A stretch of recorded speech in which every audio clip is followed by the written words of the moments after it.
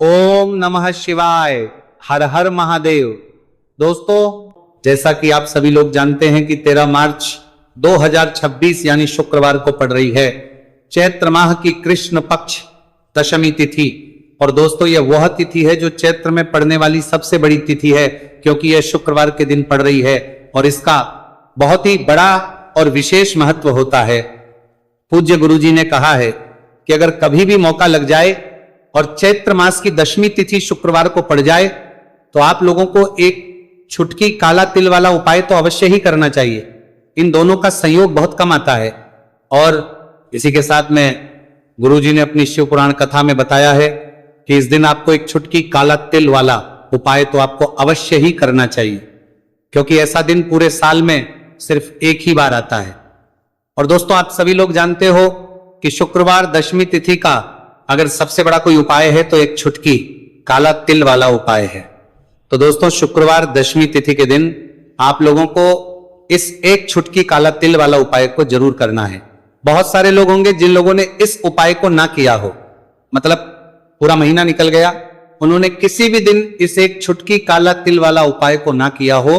पर दोस्तों, आपके पास एक आखिरी मौका बचा हुआ है जो कि 13 मार्च शुक्रवार दशमी तिथि के दिन है। तो इस दिन आप लोगों को इस वाले उपाय को जरूर कर लेना है, भले ही आपने पूरे महीने भर इस उपाय को ना किया हो।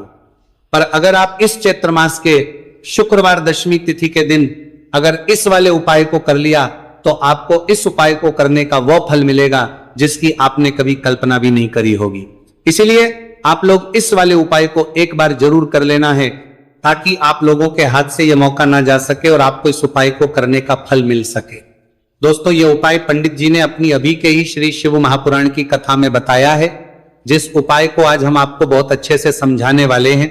वीडियो को देखने के बाद इस उपाय को समझने के लिए आपको कोई और वीडियो को देखने की जरूरत नहीं पड़ेगी। तो चलिए दोस्तों, उपाय को शुरू करते हैं। देखिए, ये इस चैत्र मास के शुक्रवार दशमी तिथि के दिन ये इतना खास होता है, इतना महत्वपूर्ण होता है। देखा गया है कभी कभी बड़े बड़े पूजा पाठ अनुष्ठान से जो मनोकामना पूर्ण नहीं होते, वो चैत्र मास के शुक्रवार दशमी तिथि के दिन एक छोटे से उपाय करने से ही आपकी मनोकामना पूर्ण हो जाती है। और बहुत सारे लोगों ने इस उपाय को किया भी है और उनको इसको करने का फल भी जरूर मिला है। अगर आप लोग भी इस उपाय को करना चाहते हैं तो आप इस उपाय को पहले अच्छे से समझ लेना, सुन लेना, उसके बाद करना।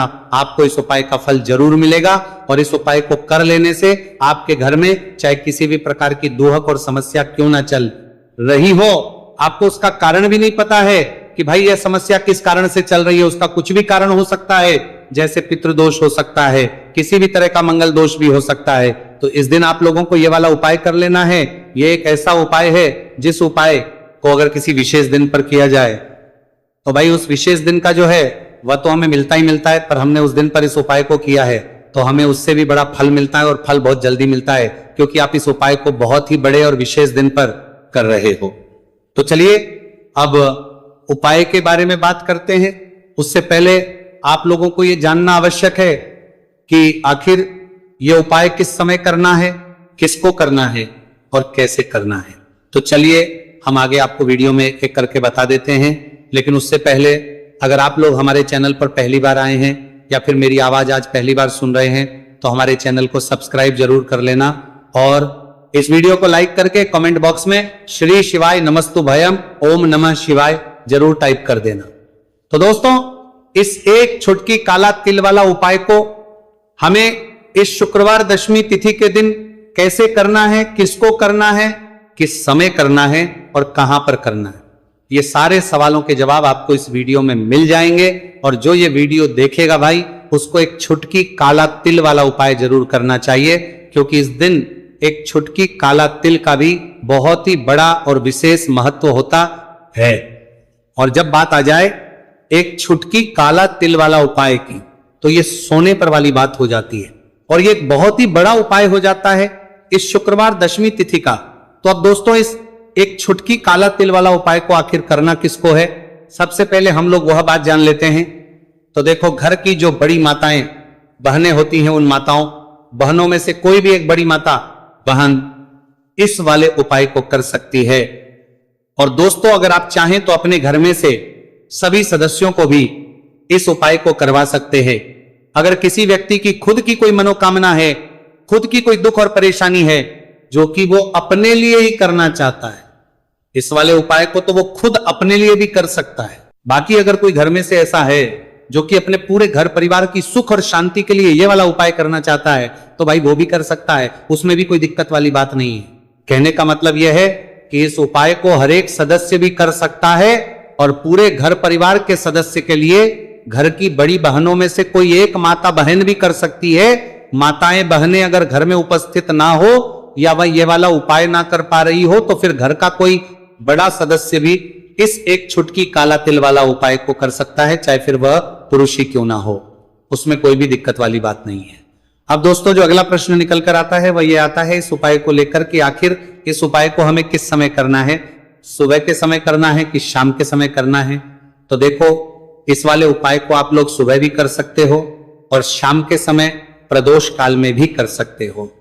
अब अगर आप पूछो कि भाई सबसे उत्तम समय कौन सा रहेगा इस एक छुटकी काला तिल वाला उपाय को करने का, तो हम आपसे बस यही कहेंगे कि इस उपाय को आप सुबह के समय करेंगे तो ज्यादा बेहतर होगा।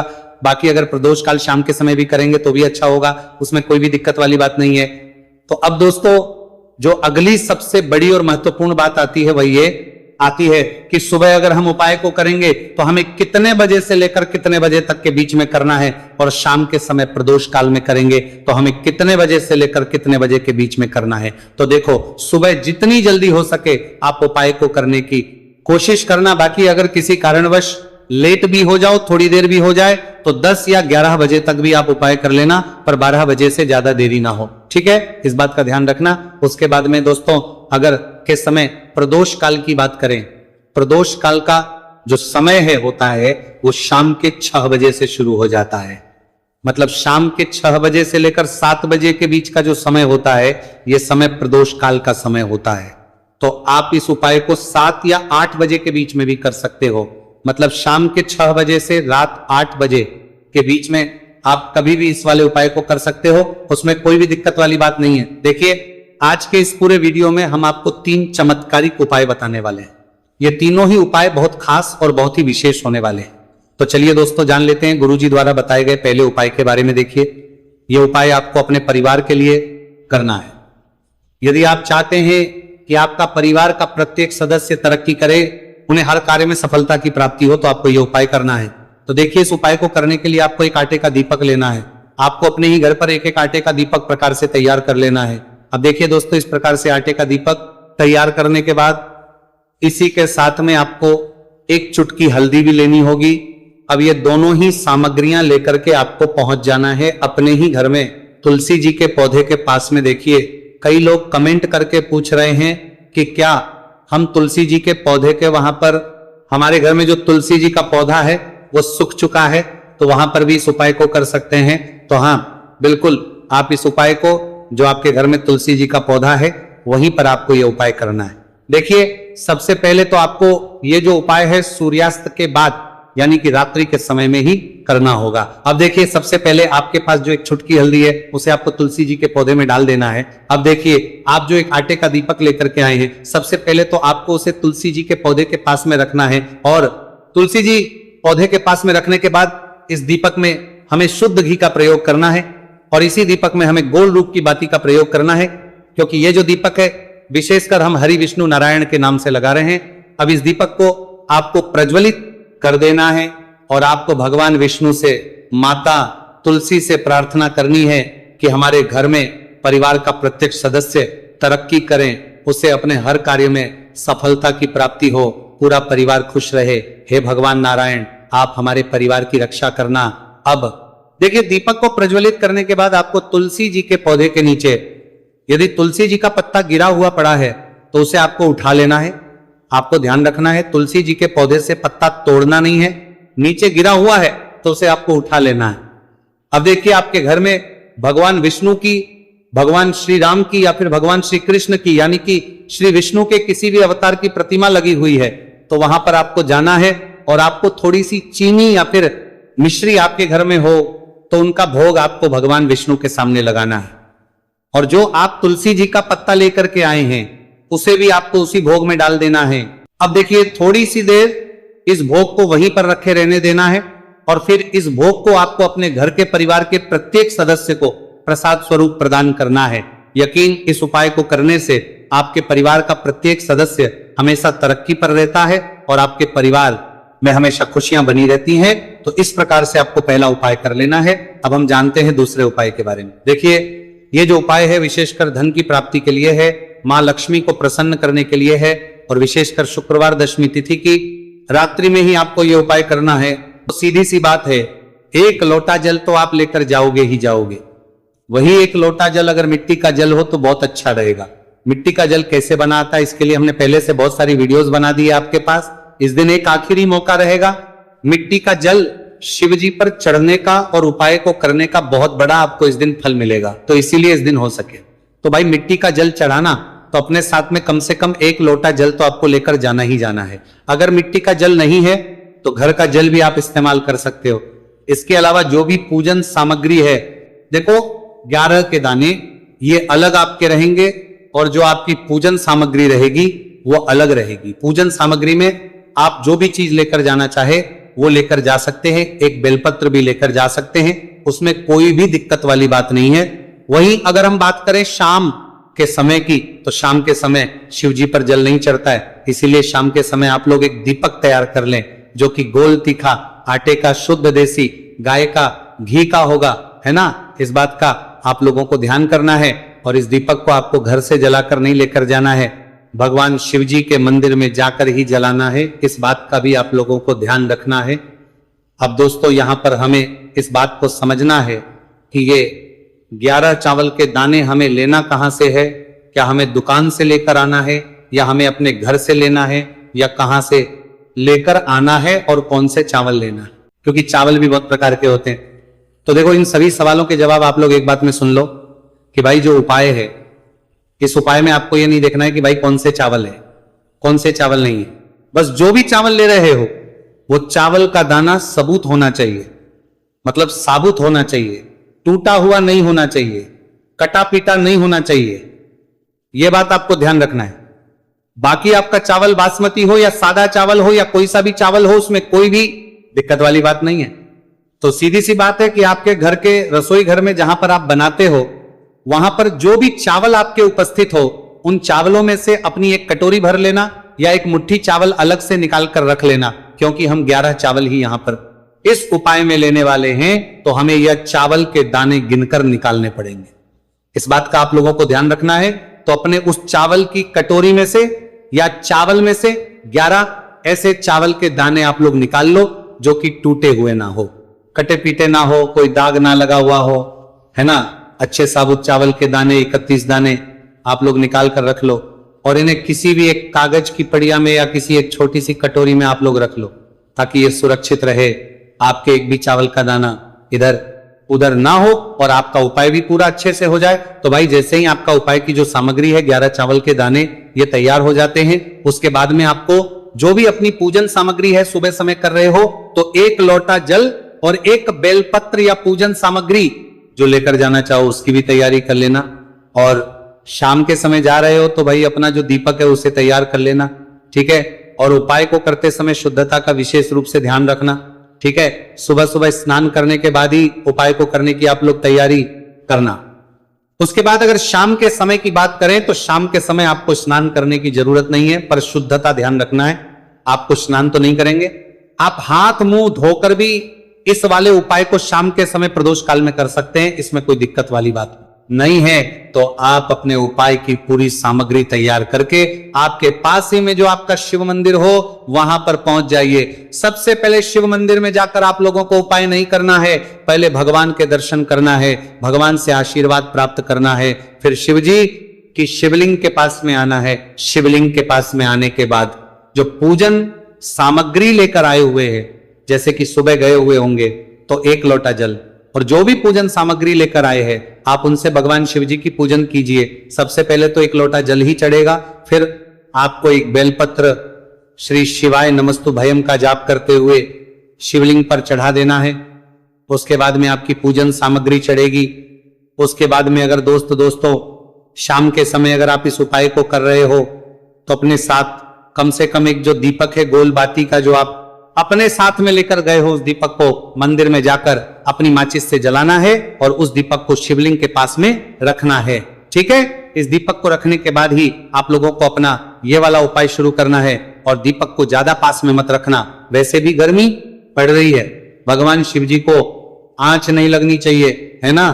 तो भाई जैसे ही आपकी पूजा अर्चना हो जाती है, आप भगवान शिव जी को प्रसन्न कर लेते हैं, उसके बाद शिवलिंग के पास ही में आप कहीं पर बैठ जाइए सामने, या आसपास जिस जगह पर आपको बैठना हो वहां पर बैठ जाइए और अपने वो 11 चावल के दाने अपने सामने निकाल कर रख लीजिए, क्योंकि अब यहां पर उपाय को यहां पर करने की आपको तैयारी करना है। और इस तरीके से जब आप उपाय करेंगे, पूजन सामग्री करने के बाद, पूजन अर्चना करने के बाद, तो आपको उपाय का फल बहुत जल्दी और बहुत होकर मिलेगा। तो अपने चावल के अपने सामने निकाल कर रख लेना। और ये जो उपाय है ये आपकी सीधे हाथ की हथेली से होगा, इसलिए इस बात का भी विशेष रूप से ध्यान रखना है। तो सीधे हाथ की हथेली का प्रयोग करके ही आप लोग अपना इस वाले उपाय को करना। अपने सामने जो भी आपके कागज की पुड़िया है उसको खोलकर रख लो, या कटोरी है तो भाई उसे अपने सामने रख लो और अपने वो 11 चावल के दाने निकाल लो। ठीक है, उसके बाद में दोस्तों अब आपको क्या करना है कि शिवलिंग आपके सामने होगी, तो आपने वो 11 चावल के दाने एक एक करके जहां पर आपने बेलपत्र चढ़ाए हैं, आपको शिवजी के शिवलिंग के ऊपर चढ़ाना है। कहां पर चढ़ाना है? शिवलिंग के ऊपर चढ़ाना है, और कहीं पर भी नहीं चढ़ाना है। आपको अपने हथेली से तो शिवलिंग के ऊपर चढ़ाना है, भले ही फिर वो अपने आप जलाधारी पर गिर जाए, ये मतलब वहीं पर गिर जाए, उसमें कोई दिक्कत वाली बात नहीं है, पर आप चढ़ाओ शिवलिंग के ऊपर। तो आपको क्या करना है, अपना पहला चावल का दाना उठाना है, श्री शिवाय नमस्तु भयम बोलना है और शिवलिंग पर चढ़ देना है। इसी तरीके दूसरा चावल का दाना उठा है, शिवलिंग पर चढ़ना है और मंत्र बोल देना है। और फिर तीसरा चावल का दाना उठाना है, श्री शिवाय नमस्तु भयम बोलना है और चढ़ देना है। इसी प्रकार से आपको पूरे 11 चावल के दाने एक एक करके शिव जी के शिवलिंग के ऊपर चढ़ाना है और भगवान से प्रार्थना करते जाना है। मतलब प्रार्थना तो आपको आखिरी में करना है, पर हर एक चावल के दाने को चढ़ाते समय श्री शिवाय नमस्तु भयम जरूर बोलना है। उसके में ये चावल का दाना शिवलिंग के ऊपर आपको चढ़ाना है। जैसे ही आपके 11 चावल के दाने शिवलिंग के ऊपर चढ़ते हैं तो भाई उसके बाद में आपको क्या करना है, भगवान से अपनी मनोकामना बोलना है। मनोकामना भी कब बोलना है? जब आपका 11 चावल का दाना आपके सीधे हाथ की हथेली में हो और आप उसे चढ़ाने के लिए जा रहे हो। श्री शिवाय नमस्तु भयम बोलकर उस आखिरी चावल के दाने को शिवलिंग के ऊपर चढ़ा देना। भगवान से फिर अपनी वह मनोकामना बोल देना जिस मनोकामना के लिए आप लोग अपना यह वाला उपाय कर रहे हो, जिस भी दुख और परेशानी के लिए आप लोग अपना यह वाला उपाय कर रहे हो। उसके बाद में जैसे ही आप अपनी मनोकामना बोल देते हो, आपका यह वाला उपाय पूरा हो जाता है। पर दोस्तों उपाय को करने के बाद आप लोगों को 2 मिनट भगवान शिव जी के मंत्र का जाप जरूर करना है। और मंत्र का जाप करने के बाद भगवान से एक और बार करना है अपनी मनोकामना के लिए या अपनी जो भी दुख और परेशानी है उसके लिए। इसके बाद में आप लोग भगवान को देखकर, भगवान से प्रार्थना करके, उनसे आशीर्वाद लेकर वहां से उठ सकते हैं और अपने घर पर जा सकते हैं। बस दोस्तों यहां पर ये वाला उपाय पूरा हो जाता है। इस तरीके से जो भी व्यक्ति छोटी छोटी छी का ध्यान रखते हुए इस 11 चावल के दाने वाले उपाय को करेगा, निश्चित सी बात है उसे उसकी मनोकामना पूरी होगी और जो भी दुख और परेशानी है वो भी बहुत ही जल्दी दूर होंगे। तो दोस्तों ये थे पूज्य गुरु जी द्वारा बताए गए कुछ बहुत ही खास उपाय। अगर आपको जानकारी अच्छी लगी हो तो वीडियो लाइक करिएगा। मिलते हैं फिर एक नए वीडियो के साथ। श्री शिवाय नमस्तु भयम।